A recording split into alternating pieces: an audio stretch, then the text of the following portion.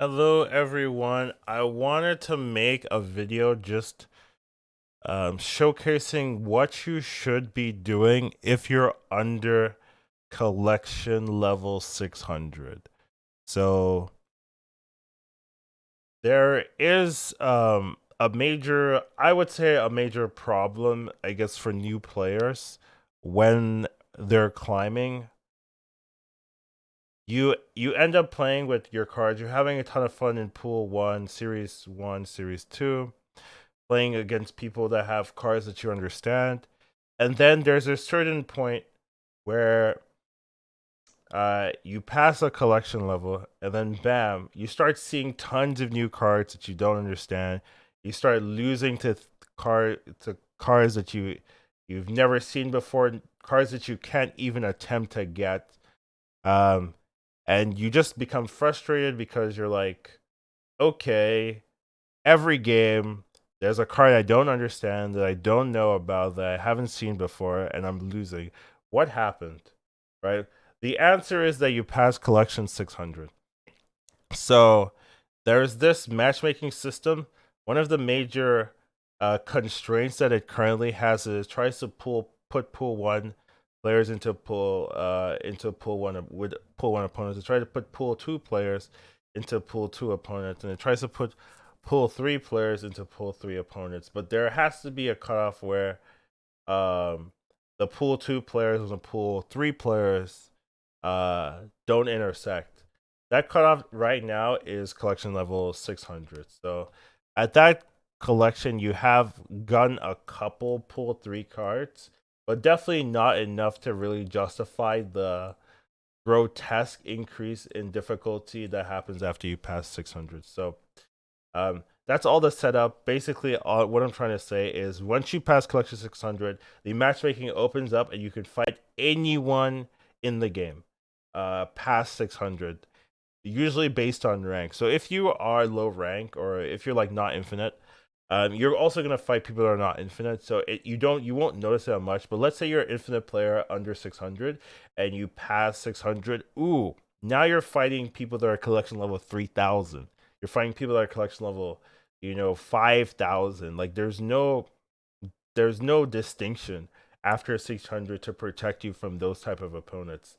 So what I want to what I'm trying to suggest is you want to alleviate that as much as possible. The best way to do that is to jump from 600 as far into the collection as you can go. So you want to go from 600 to 1000, or 600 to 1100. That's actually how you want to alleviate that collection level. It'll let you get significantly more pull three cards.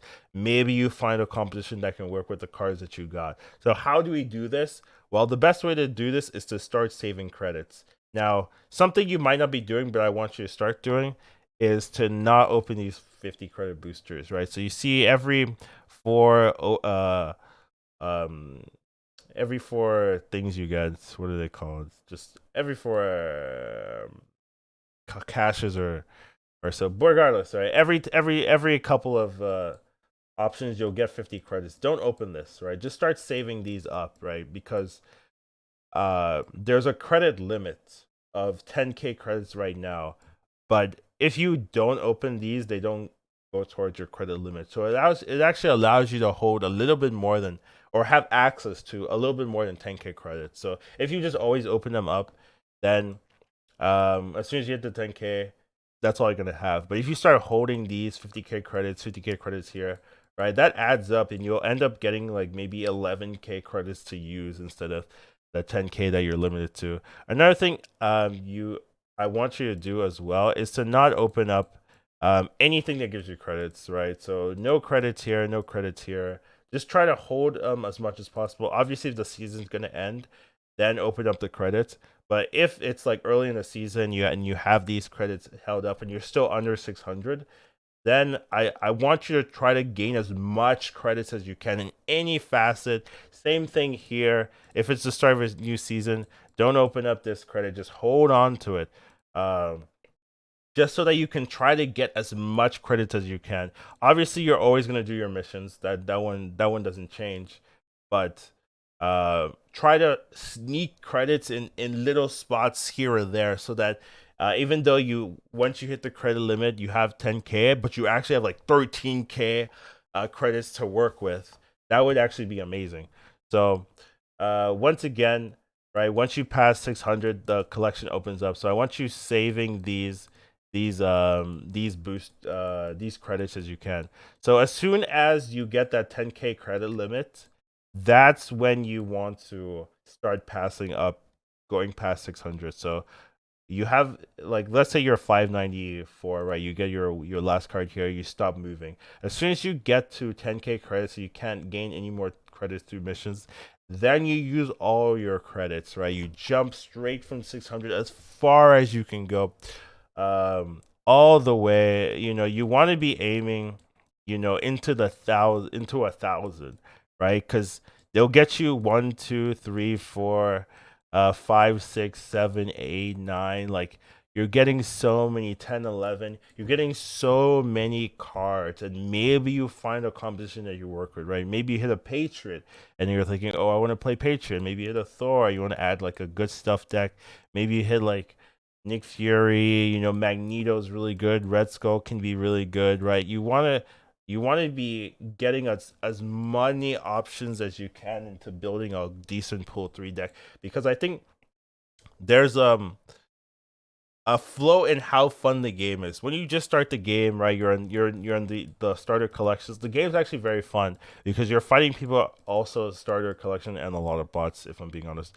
But you're getting a lot of new cards constantly, and you're fighting people that are playing with the exact same cards, and that stays around. This fun stays all the way, right? Essentially till the start of pool 3, right? Once you start being in the notion where you can start getting pool 3 cards, then things become so like 486 is where pool 3 starts, and then things become more RNG, because as soon as you pass this, then you're finding people that have other pool 3 cards, right? And like, I my first pool 3 card was Destroyer, and I was destroying my opponents because that card is really strong at the start of pool 3.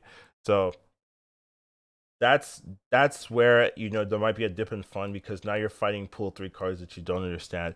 But the real unfun part is after 600, right? Once you pass 600, now you're fighting people in the thousands of collection level. While you're still collection level 600, you don't understand what any of these cards do. You start seeing pool 4 and pool 5 cards constantly. Well, not constantly, it depends on your rank, right? But you start seeing them a lot more frequently, and it just feels like nothing you could do, you always lose. So you wanna pass this part of the game.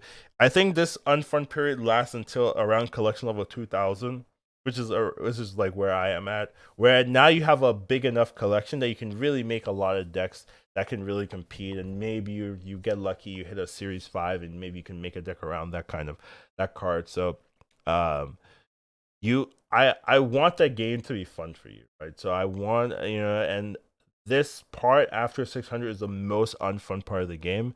So I want to mitigate that as much as possible, and you do that by saving your collection as much as possible, saving your credits anyway, and then as soon as you get 10K credits, it takes on average you get around 5,000 credits per week.